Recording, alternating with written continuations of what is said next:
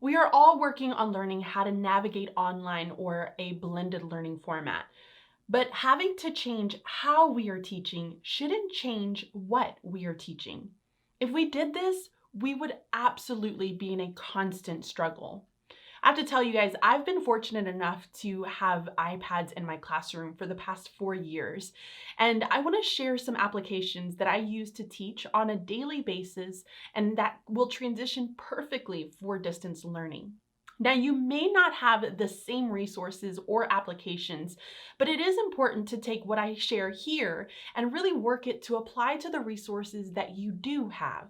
All three apps that I'm going to share in this video are free, or they come up with a limited sign up. So you sign up for it and you get limited access to some of the resources, but you can of course always go further and pay for the version to be able to gain access to all of the features that those applications have.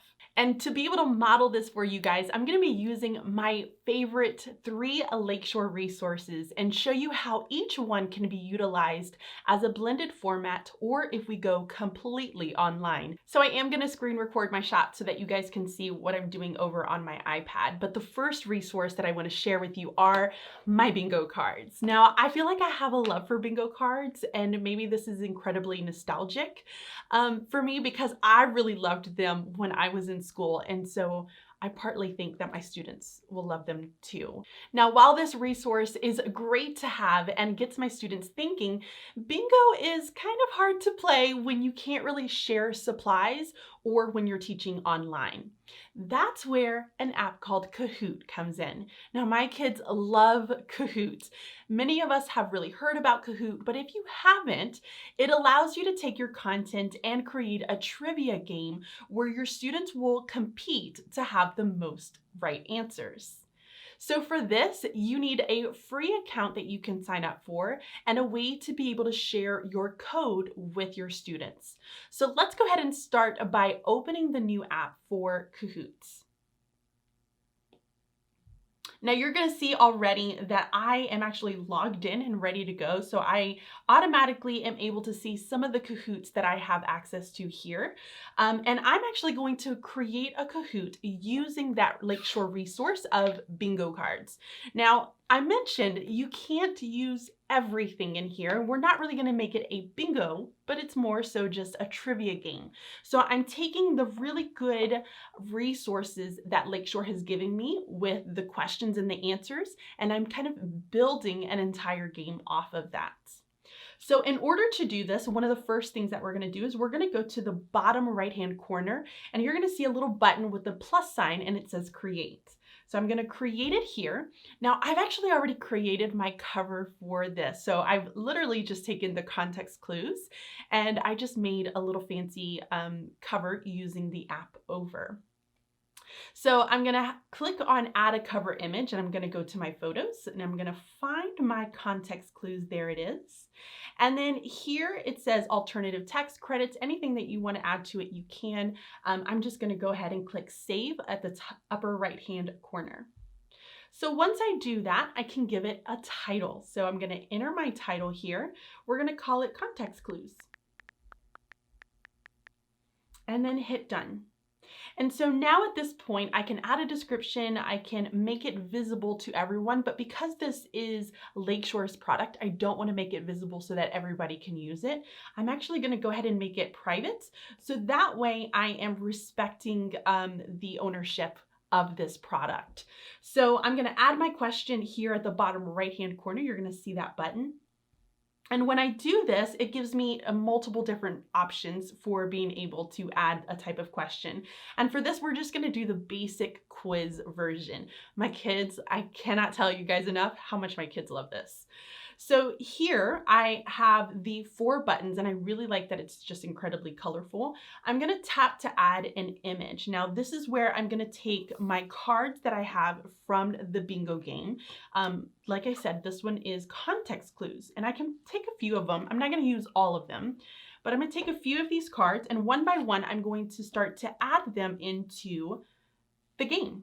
So I'm going to use my camera and I'm just going to pick up my card, find it here. I think it's this way. Once I have that, I can choose to use my photo. And it allows you to crop it, which is really nice because obviously you can see on there the answer is showing and we don't want that answer to be showing. So I'm going to go ahead and crop it by just making it bigger and dragging it. And I'm just going to keep doing that until it kind of sort of fits. There it is. And I'm going to hit save. So once I do that, then I'm going to hit save again. And then it says tap to add a question. Now my question is actually in the image. So I'm going to say, read the image above. And hit done. So now I need to add my answer. Well, obviously we already know the answer because the answer is actually on the card right underneath it for when we're playing bingo. So for this, I'm just gonna pick a color. I'm gonna do blue for this one. This is the correct answer, so I'm gonna mark it as correct, and I'm gonna put a doctor. Once I have that, hit done, and then I can go ahead and add some other answers in there. A teacher. It's not correct. A waitress, and a dog. My kids would probably laugh at me if I put that on there. Once I have that, then I'm done. And then I can go to another one and add another question. And again, I get to choose from another option. So I'm gonna show it to you one more time. Very, very simple. So I'm taking the resources, guys, that I already have. I don't have to come up with questions, which I always feel like is the most difficult part of anything. So again, we're going to tap to add our image. Camera. I'm going to take my picture here. And use photo. We can crop it by making it bigger. Get that answer out of there. And hit save one more time. Read the image above. And then I can add my answers. So I'm going to do quiet, which is correct. And then I'm going to do loud.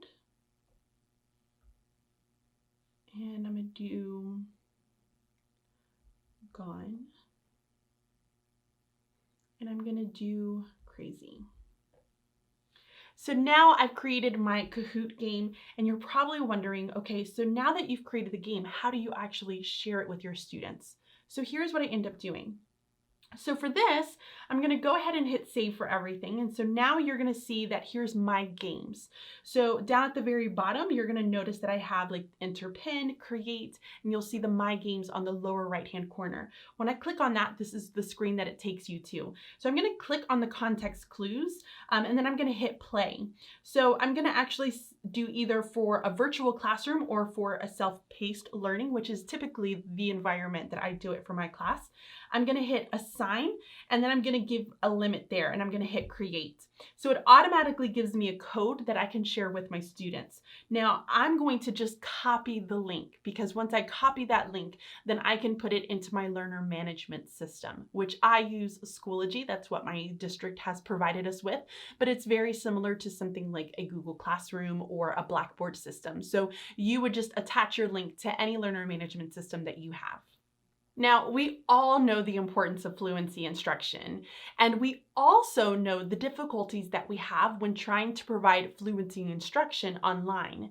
Now, if we're still in the classroom, an easy fix to limit the amount of touching a learner does with some shared resources that we have is to create a PDF. So I'm going to be using the Notes app in order for you to create a very simple PDF of some of the scripts that I am using. Now, I love Lakeshore's Reader's Theater.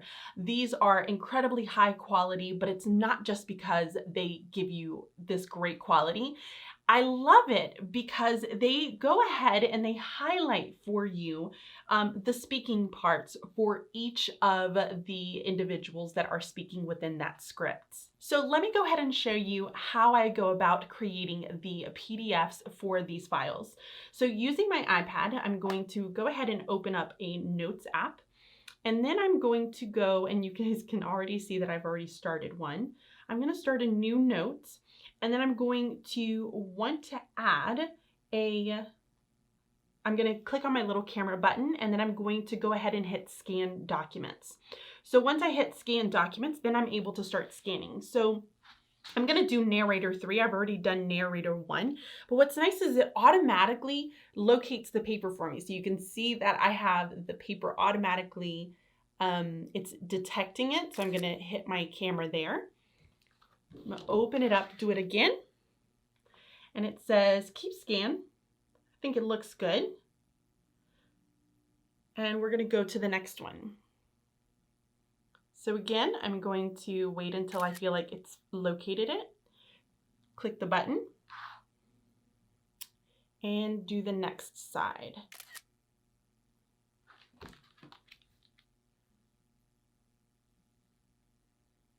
And then finally,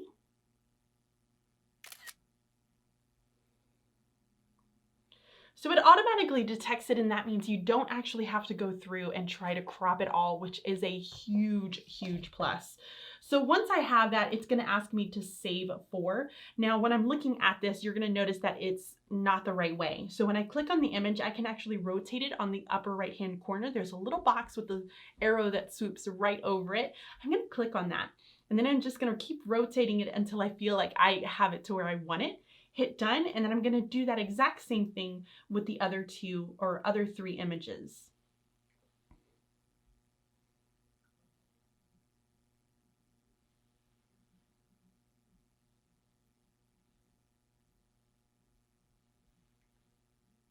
So once I have that, I can click on the Save For, which is in the bottom right-hand corner.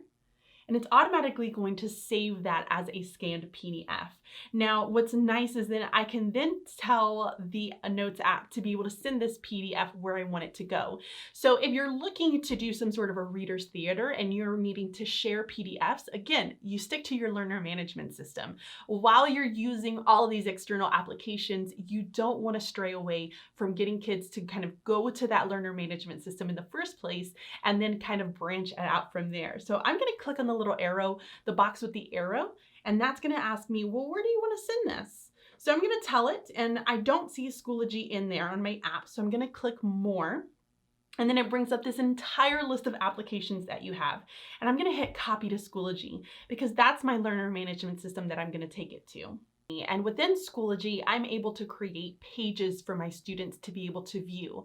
Now, this is really nice because I don't have to necessarily create an assignment where they would have to turn something in. Instead, it's like a page of information. It's where I can add images, links, resources, anything that I want them to be able to gain access to. Now, I used pages within Schoology a lot, like a lot, because it really helped me to be able to kind of outline my lesson for my students and give them exact directions for what I needed them to be able to complete. So within this, I'm going to go ahead and give my my page a title, and I'm actually going to go ahead and title it the name of the Reader's Theater. So this is the Math Cats. And once I do that, then inside of it, I can go ahead and start to explain to my students what they're going to be doing. And I can actually assign this page to specific kids. So if I only have 4 of these, and so I know for a fact that I'm only going to have 4 students that need to see this, the other kids don't need to look at it and say, well, what is this for? Then I can go ahead and assign this page to those 4 students, and they are the only ones that are going to be able to see this and to gain access to the information inside of it. So I'm going to go ahead and type a little welcome. You are participating in a Reader's Theater, the Math Cats. And then I can go ahead and kind of outline who's going to be playing what. So I can say there are 4 parts. You will be reading, and maybe I should say playing the part of one of the 4 characters. And so I'm actually going to go ahead and list who's going to be playing what. So let's say Trent is going to be, it's my husband, he is going to be narrator 1.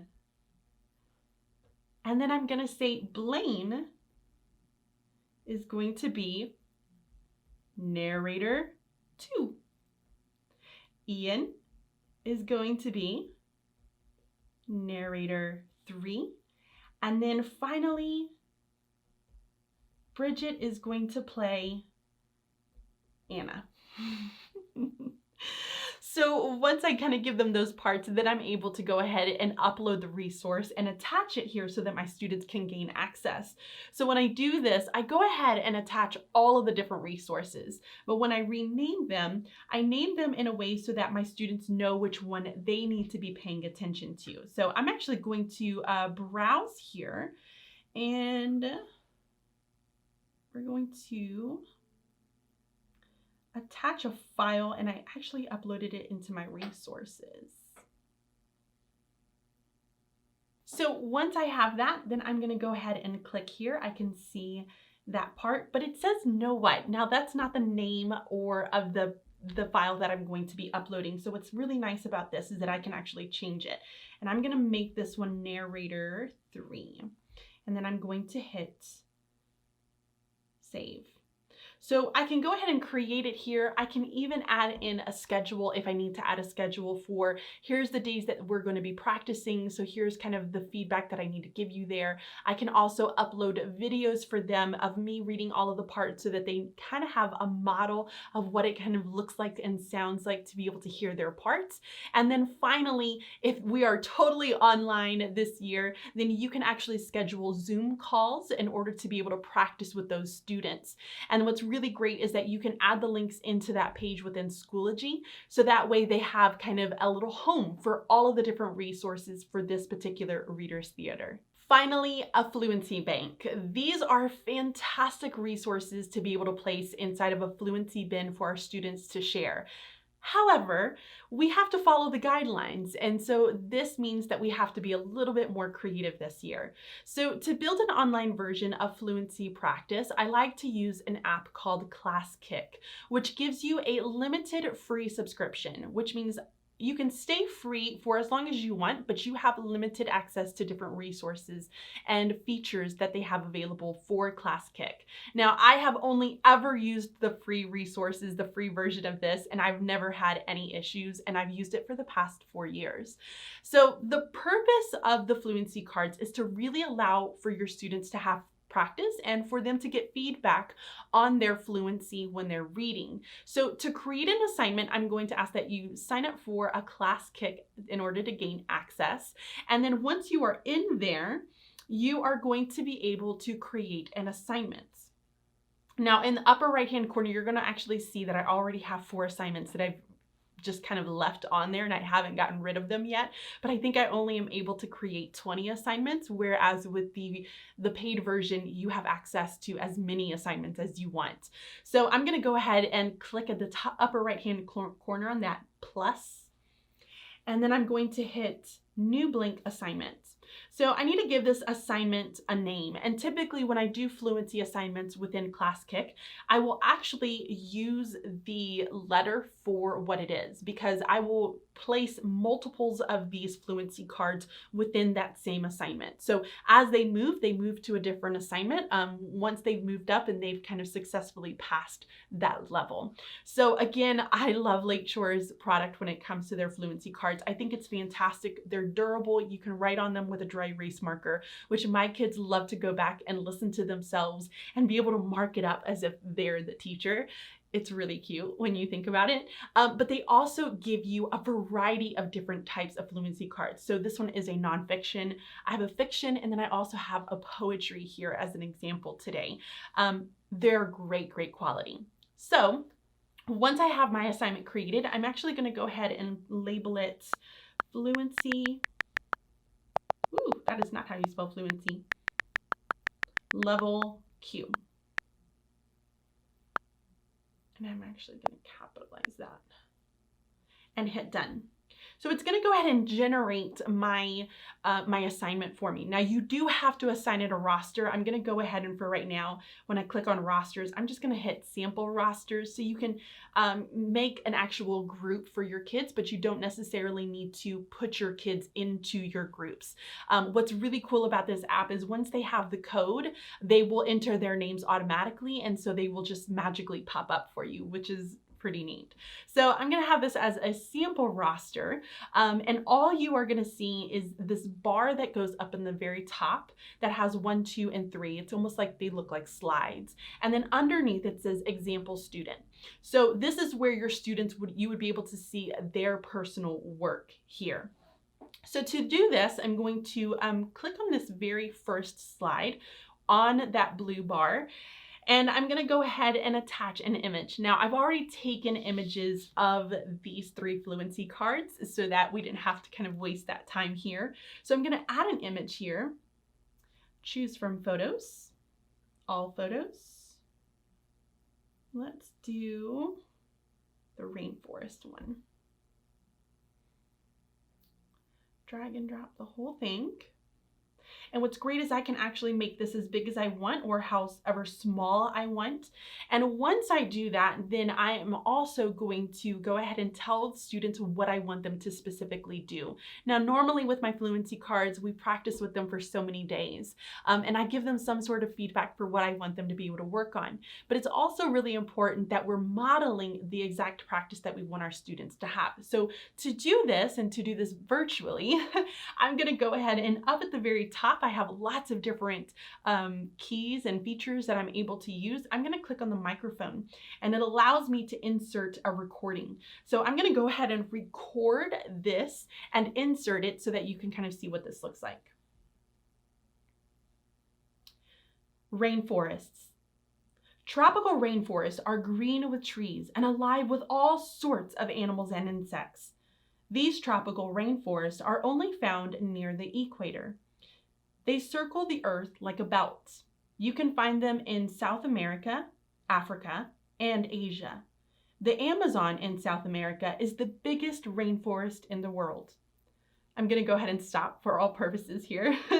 And I'm just going to hit save. So once I do that, you're going to notice that it's automatically saved it. And I can just give some directions here. Tropical rainforests are green with trees. It works. So I'm going to add listen to my recording. If I can spell right, of the Fluency card.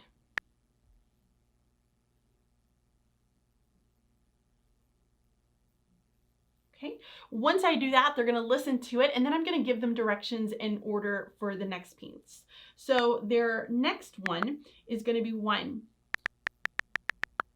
Practice reading the card in your head once and record yourself and place here. Oops, I did that in all caps. That's horrible.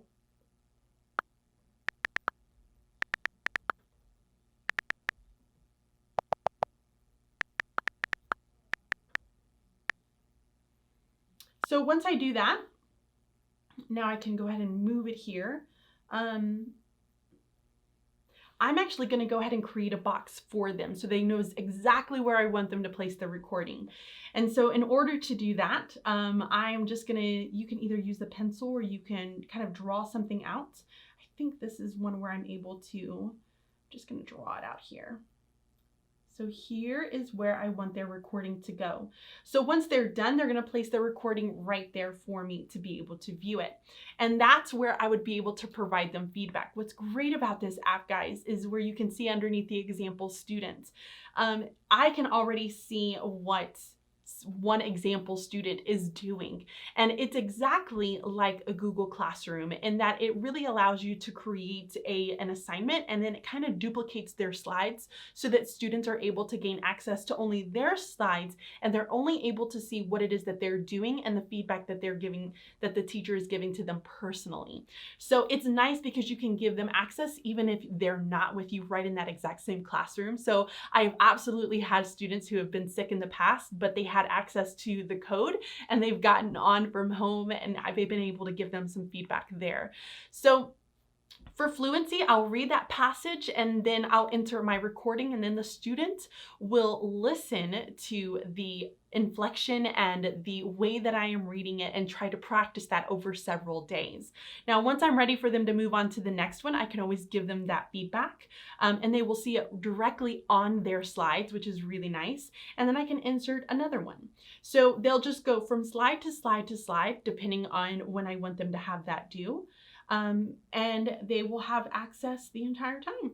So in order to share the code with my students, all I do is I simply click on the code and it makes it into this really large screen. And so all I do is screenshot it. I can also copy the link, and then I will follow the same steps that I've done in the past, where I go to my learner management system, create a page for my students to be able to see it, and that way they can gain access to the Classkick assignment there. Now, keep in mind that while you may not have the same applications, you need to take what I've kind of shown you here within this video and be able to really apply it to some of the resources that you do have in your classroom. Also, guys, I really want to thank Lakeshore for all of these amazing products. They have graciously given you all a code to be able to receive 25% off of a single non-sale item.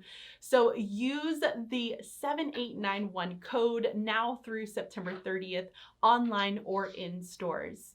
Now, I will definitely leave a link to all of the resources that I've mentioned in this video, including the Lakeshore items that I truly do love. And I will also make sure that I leave a link to Michelle's video with Pocketful of Primary so that you guys can see how she is taking some resources and really making it apply to Google Classroom, whereas mine is more of an iPad focus. So guys, thank you all so much for watching. Be sure to give the video a thumbs up, subscribe if you're not already, hit that bell for notifications, and I will see you all really soon. Bye.